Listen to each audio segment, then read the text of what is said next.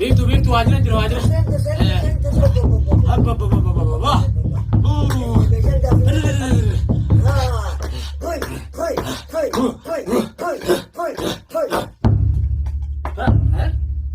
بيفتو جادي بيفتو وردا قديس قال ورا وردا قديس هذا دي تقولون هذا قديس قال يا بان قال واجرة قال ما سفو فول قال وردا قديس وقد بيفتو رادي سنتايجي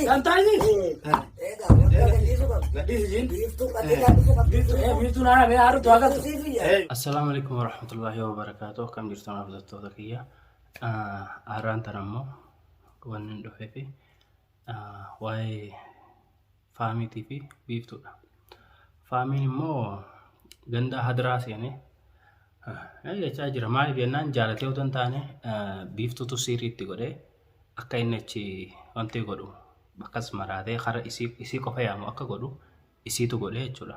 Sangubbaan immoo deebiiti wardaa qabdee akka isheen itti haffanaa jirtu ni agartanii.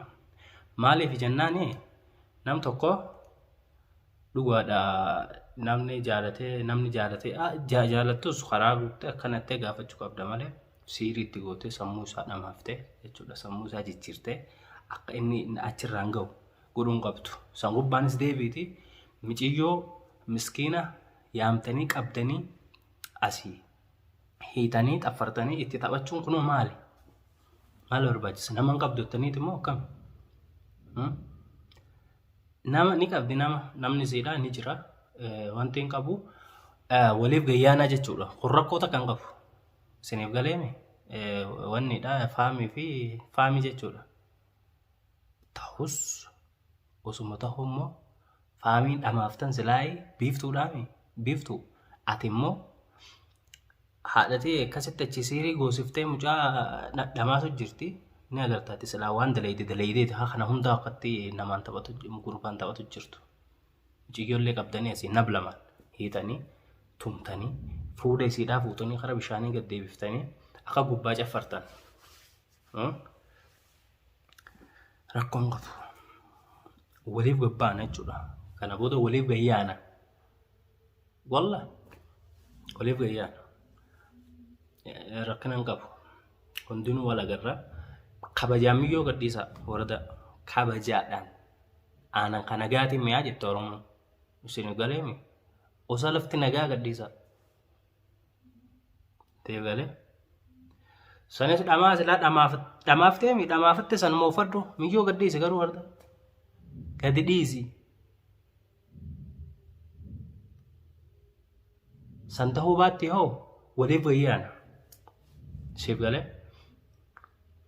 ka jiraannu bakka takkaadha. Bakka isin beeynu illee jijjiirtanii misilaa bootaa kasilaacheetti illee isin dhufnu jijjiirtan michiyyoo wardaa gabbaasiidha gadhiisa siifi warreen gartee waan kana wajjin dalagaa jirtan kabajaan gadhiisa miyyoo khalaas waan takka marban miyyoo bichaa nagayaan gadhiisa. Osoo kabajaan jirtu jechuudha. Namni gisa wanni toora morma sangubbaan deebi immoo gurbaa dhamaafattee itti uffadhu san fudhadhu keetti sulaawi wanti kun rabbiilleen sodaatu namni rabbi sodaatu waan akkanaa ni hin dalagu siif galee hin dalagu waan akkanaa kana walaba waan gartee siirii dalaganii maal godhu kanarraa gartee ilmoo namaa ganda rabbi sodaatu silaa ganda keessan rabbiin sodaatu.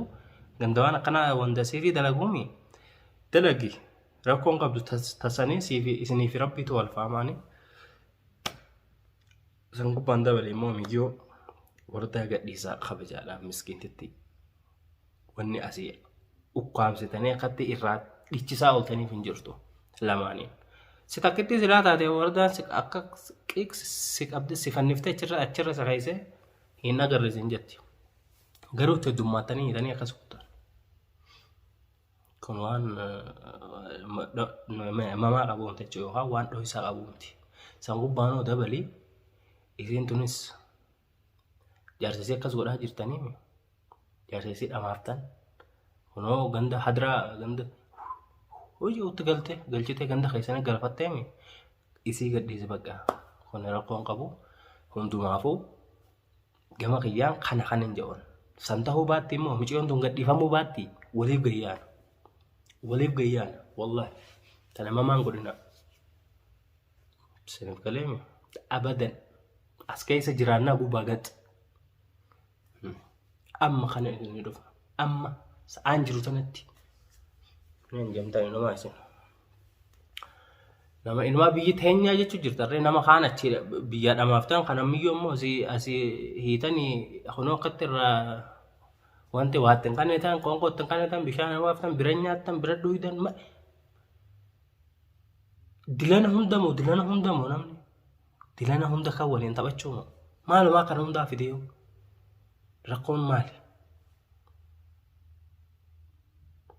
Eesh maal jechuudha?